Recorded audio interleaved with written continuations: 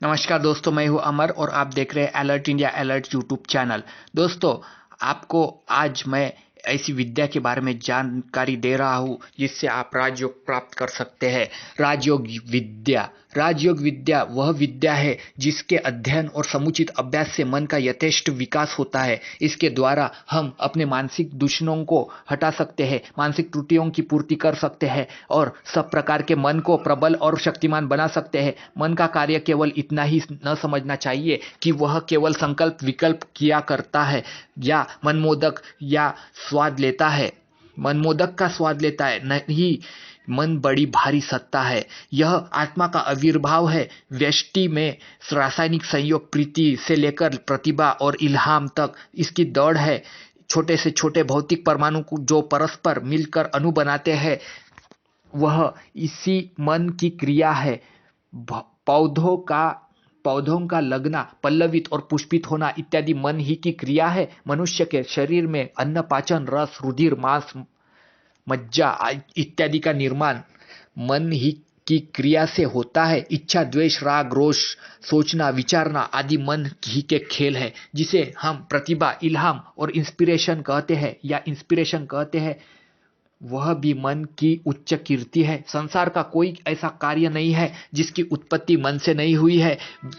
व्यष्टि के बाहर मन, यही मन समष्टि में भी व्यापक है। मन दो प्रकार का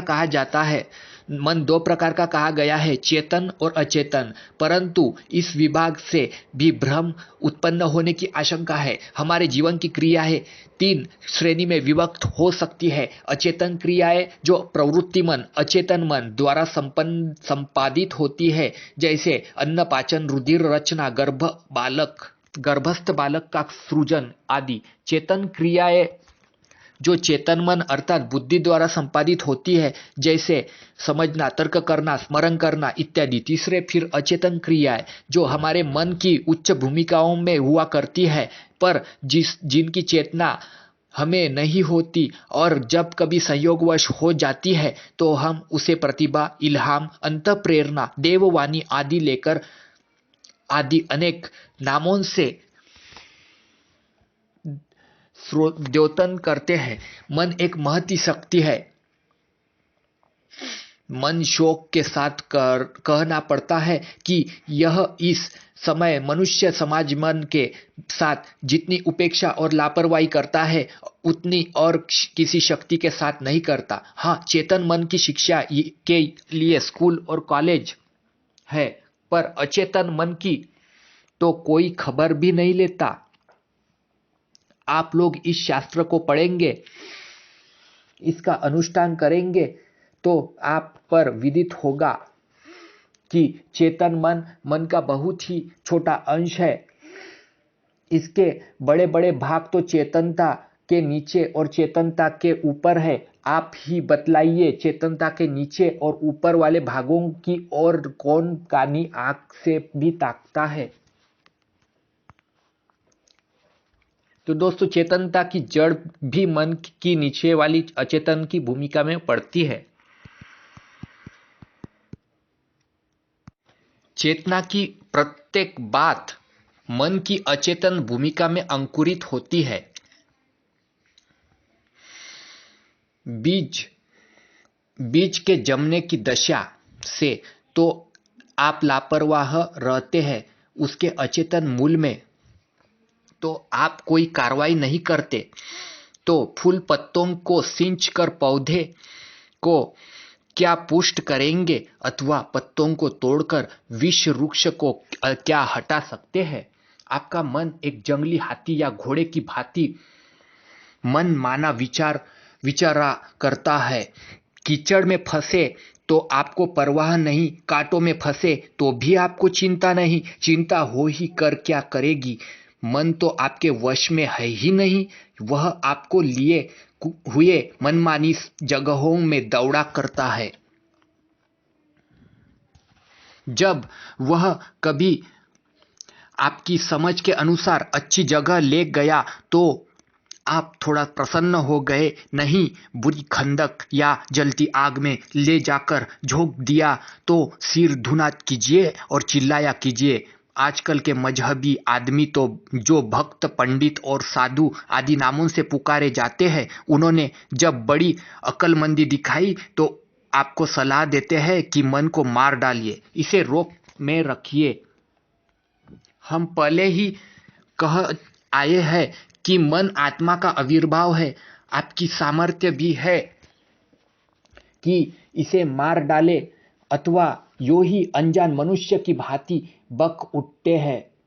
रह गया रोकना, सो आकाश और सूर्य की किरणों को पहले तो कोई रोक नहीं सकता। यदि कंदरा और मंजूषा आदि बनाकर उसमें रहे तो आकाश और प्रकाश में कभी कमी हो सकती है, पर इससे उस मनुष्य की हानि कितनी होगी। मन मारने और रोकने की चीज नहीं है, अपने आपे के वश में करने की चीज है। आप का आपा अर्थात आत्मा मन का भी आदि मूल और स्वामी है। यदि मन को कोई वश में कर सकता है तो वही आपा या आत्मा वश में कर सकता है। उस आत्मा के ऊपर तो आपने हजारों मन कूड़ा डाल रखा है, वह तो नीचे पड़ा टिमटिमा रहा है। उसका आउर्दा मन, जिसका आप कुछ नहीं कर सकते, आपको ऊंचा नीचा दिखा रहा है। इस राजयोग में उसी आपे को हजारों मन के कूड़े के नीचे से निकालकर ऊपर लाने की विधि बतलाई गई है। मन को पुनः उस आपे के वश में स्थापित करना, इधर उधर बेसमझी की दौड़ में जो मन अंग भंग हो गया है, उसके अंगों को दुरुस्त करना। जो इसने पागल की भांति काट कुराय वाहियात बातें अपने ऊपर रख ली है, उन्हें साफ करना, और जिन अच्छी बातों को भुला दिया है उन्हें सिखाना आदि इस राजयोग में बतलाया गया है। राजयोग द्वारा आप अपने मन रूपी घोड़े को जैसा चाहे वैसा बना सकते हैं, और उस घोड़े पर अपने आप को सवार करके आप चाहे अपने जितने शक्तिमान, जितने अद्भुत कर्मा और जितना सुखी हो सकते हैं। वह हमारे ऐसे दोस्त और आप जैसे श्रोते दोनों के वर्णन और समझ से परे की बात है। पर अपनी आंतरिक प्रेरणा और गुरुजनों के ऊपर श्रद्धा और विश्वास करके राजयोग का अध्ययन और अभ्यास करना परम कल्याणकारक होगा, ऐसी कोई वाणी भीतर बोल रही है। इस विद्या में प्रत्येक पाठ में पहले तो युक्ति अनेक प्रमाणों द्वारा समझाई गई है, फिर अंत में मंत्र दिए गए हैं। दोस्तों को उचित है कि ध्यानावस्थित होकर उन्हीं मंत्रों को जपे और उन्हें अर्थों को मन ही मन चरितार्थ करे, सब सिद्ध हो जाएगा। मेरे अनुभव यह बात आई है कि मैंने पहले तो श्वास विज्ञान और प्राणायाम नामक किताब में क्रियाओं का साधन किया, फिर हठ योग नामक ग्रंथ के लिखे हुए उपदेशों को अनुसरण किया, और अब उस दोनों ग्रंथों के उपदेशों का साधन और अनुसरण करते हुए इस राजयोग का साधन कर रहा हूँ और संतुष्ट हूँ। मेरा ख्याल वास्तव में हो गया है जैसा मैंने इस भूमिका में ऊपर के इस बारे में लिखा है। मैं और आपको के साधन के लिए भी इसी क्रम में अच्छा समझता हूँ। ये सब अन्य श्रीमान योगी रामचारक जी के हैं। उन्हीं के अंग्रेजी ग्रंथों का अनुवाद मैं आपको बता रहा हूँ। मूल ग्रंथ मेरे देखने में ऐसे है कि उन ग्रंथों में उपदेशों ही से बिना साक्षात गुरु के भी बहुत काम चल सकता है। मेरा ऐसा विश्वास अब तक बना है। उनके ग्रंथों के अनुवाद में भी मैंने उन्हीं के भाव को यथासाध्य जो का त्यों हिंदी भाषा में रखने का यत्न किया है। महात्मा के ग्रंथ में अपनी ओर से क्षेपक मिलाने में मैंने बुरा समझा और उससे पृथक रहा। हाँ, जहाँ उन्होंने अमेरिकन शिष्यों को संबोधित किया,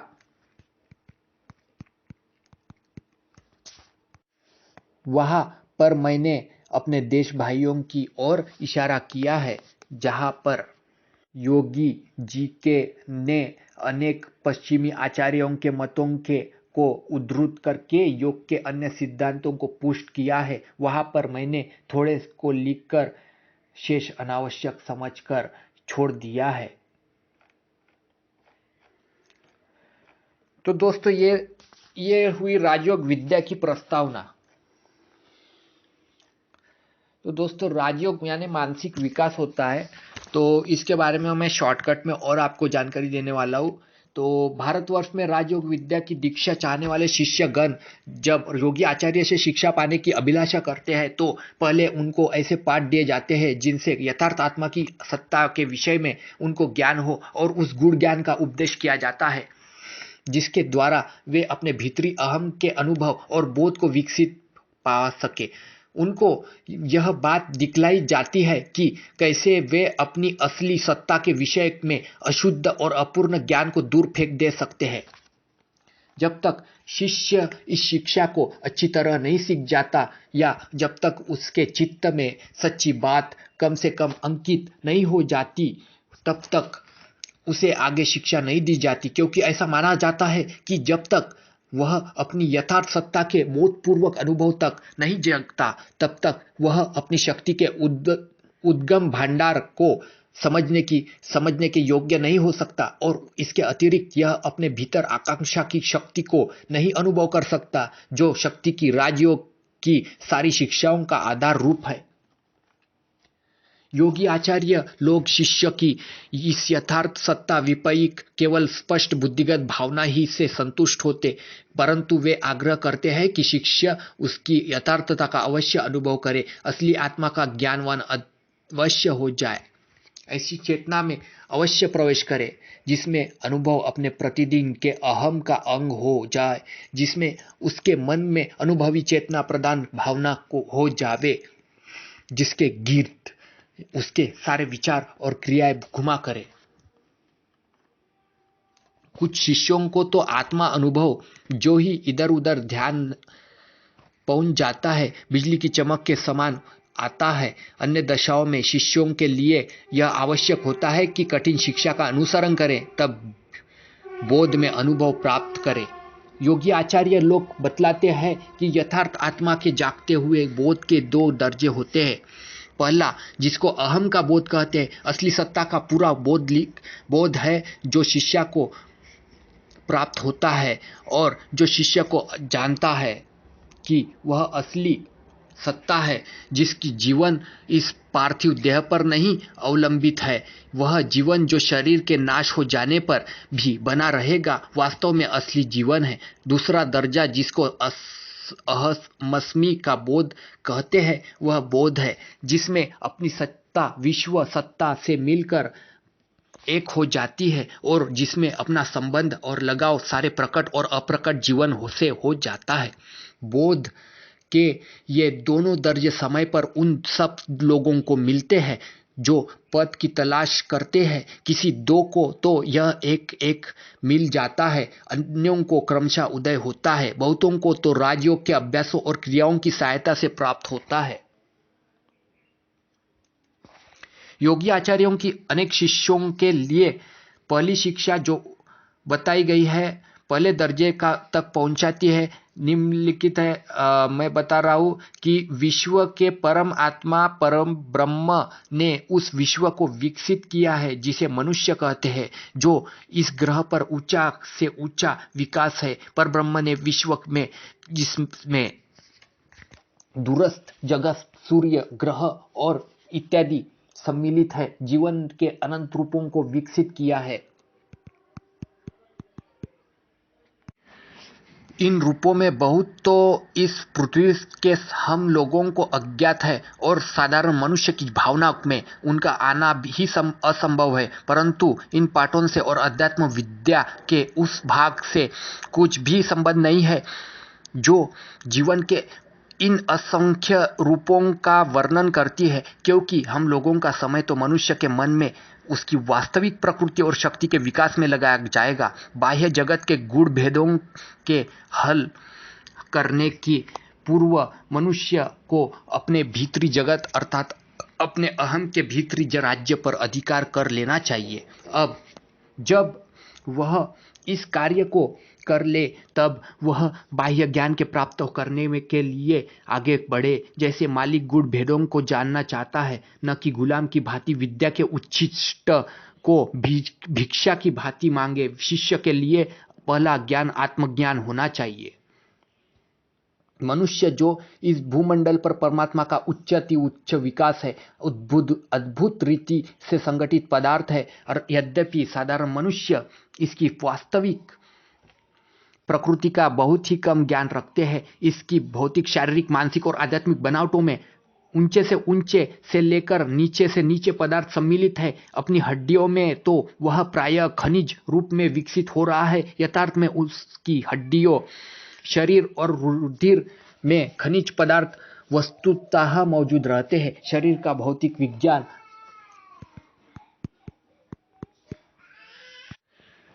शरीर का भौतिक जीवन पौधों के जीवन के समान होता है। शारीरिक अनेक इच्छाएं और मनोविकार नीच जंतुओं की इच्छाओं और मनोविकारों के समान होते हैं, और अविकसित मनुष्य में ये इच्छाएं और मनोविकार प्रबल होकर उन भावों को दबा बैठते हैं जिससे वे कदाचित ही प्रकट होते हैं। मनुष्य में कुछ मानसिक विशेषताएं होती है जो केवल मनुष्य ही में पाई जाती है और जो नीच जंतुओं में नहीं पाई जाती, और उन मानसिक शक्तियों के अलावा जो सब मनुष्यों में पाई जाती है अथवा जो थोड़ा बहुत सब मनुष्यों में प्रकट है। मनुष्य में उच्चतर शक्तियां भी दबी पड़ी हुई है जो जब विकसित या प्रकट होती है तब मनुष्य को साधारण मनुष्यों की अपेक्षा कुछ और भी अधिक बना देती है। इन गुप्त शक्तियों का विकास उन सब मनुष्यों के लिए संभव है जो उन्नति के समुचित दर्जे तक पहुंच गए हैं, और शिष्यों की योग शिक्षा पाने की लालसा इन्हीं विकसित हुई शक्तियों की प्रेरणा है जो चेतना में प्रकट हुआ जाती है।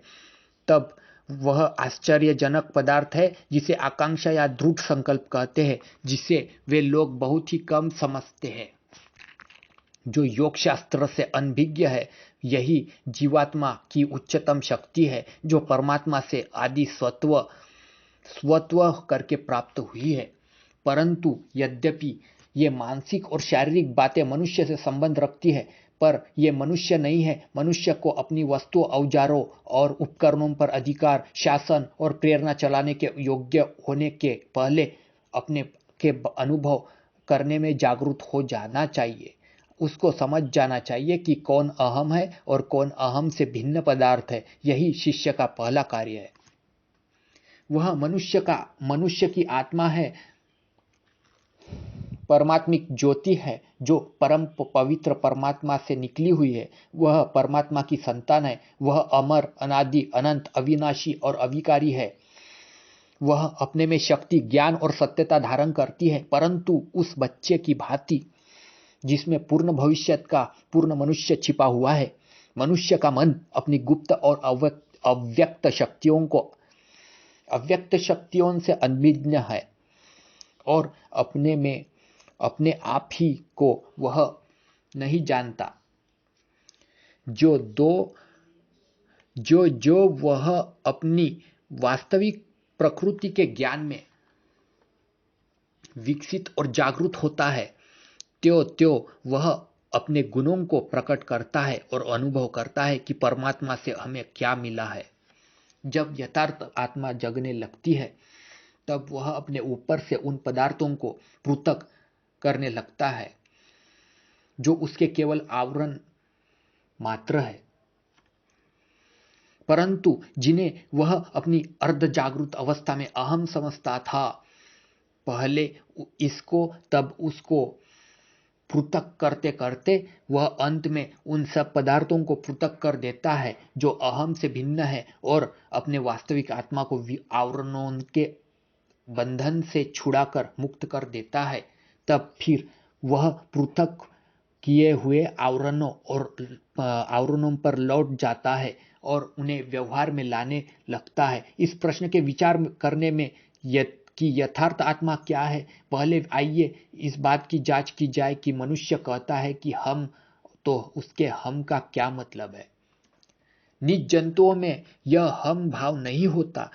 वे बाहरी दुनिया, अपनी कामनाओं, पाशविक इच्छाओं और भावों से तो जानकारी रखते हैं, परंतु उनकी चेतना स्वचेतना के दर्जे तक नहीं पहुंची रहती। वे अपने को पृथक व्यक्ति समझने और अपने विचारों पर ध्यान देने की योग्यता नहीं रखते। वे अपनी परमात्मिक ज्योति अहम वास्तविक आप के चेतना नहीं रखते। निज जंतुओं में यह ज्योति छिपी हुई रहती है।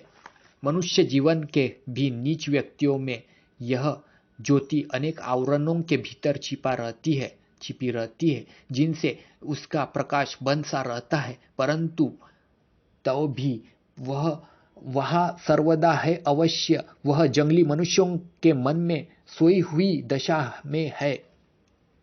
तब जो जो वह विकसने लगता है, त्यों वह ज्योति अपने प्रकाश फैलाने लगती है। आप में, ऐ मेरे शिष्य, वह ज्योति अपनी किरणों के भौतिक आवरणों को पार कर डालने की प्रबल चेष्टा कर रही है। आप में, ऐ मेरे शिष्य, वह ज्योति अपनी किरणों के भौतिक आवरणों को पार कर डालने की प्रबल चेष्टा कर रही है। अब वास्तविक आपा अपनी निद्रा से अपने को जगाने लगता है, तब उसके स्वप्न गायब होने लगते हैं और तब वह जगत को यथार्थ रूप में देखने लगता है और अपने को यथार्थ रूप में अनुभव करने लगता है और स्वप्नावस्था के अपने विकृत रूप को छोड़ देता है। जंगली और मूर्ख मनुष्य अपने अहम का बहुत ही थोड़ा ज्ञान रखते हैं। चेतना के विचार के से वे नीच जंतुओं की अपेक्षा थोड़े ही ऊंचे होते हैं। उनका अहम बिल्कुल शारीरिक आवश्यकताओं, उनकी पूर्ति, वासनाओं की तृप्ति, शारीरिक सुख का लाभ, भोग और बल के प्रयोग इत्यादि से युक्त हुआ करता है। ऐसे मनुष्यों में अहम की बैठक प्रवृत्ति मानस के निचले भाग में हुआ करती है। यदि ऐसा जंगली मनुष्य अपने विचारों को मनन कर सकता तो वह यही कहता कि अहम भौतिक शरीर है, जिसमें कतिपय वेदनाएं, भूख, कामनाएं हुआ करती है। ऐसे मनुष्य का अहम भौतिक अहम है और देह ही रूप और सत्ता सब कुछ है। यह बात केवल जंगली ही मनुष्य के विषय में नहीं है, किंतु आजकल के कहने के लिए सभ्य मनुष्य में भी बहुत से मनुष्य इसी श्रेणी के हैं। इन लोगों ने सोचने विचारने की शक्तियों को तो जगा लिया है, परंतु ये लोग अपने अन्य भाइयों की भांति अपने मानस लोक में नहीं रहते। वे लोग अपने सोचने विचारने और शक्ति को केवल शारीरिक कामनाओं और भूखों की तृप्ति के लिए प्रयुक्त करते हैं और वस्तुतः प्रवृत्ति मानस ही के लोक में रहते हैं। ऐसा मनुष्य जब कहता है कि मेरा मन या मेरा जीव, तो वह उस उच्च स्थिति से नहीं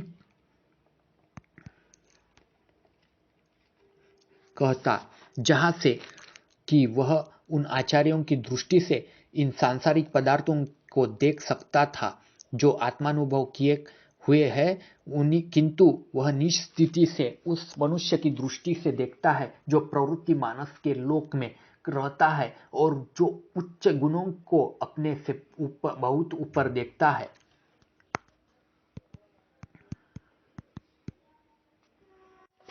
तो दोस्तों, ये शॉर्टकट में मैंने आपको जानकारी दी है राजयोग विद्या के बारे में। तो दोस्तों, ये जानकारी आपको कैसे लगी आप कमेंट कर सकते हैं, लाइक भी कर सकते हैं, शेयर भी कर सकते हैं।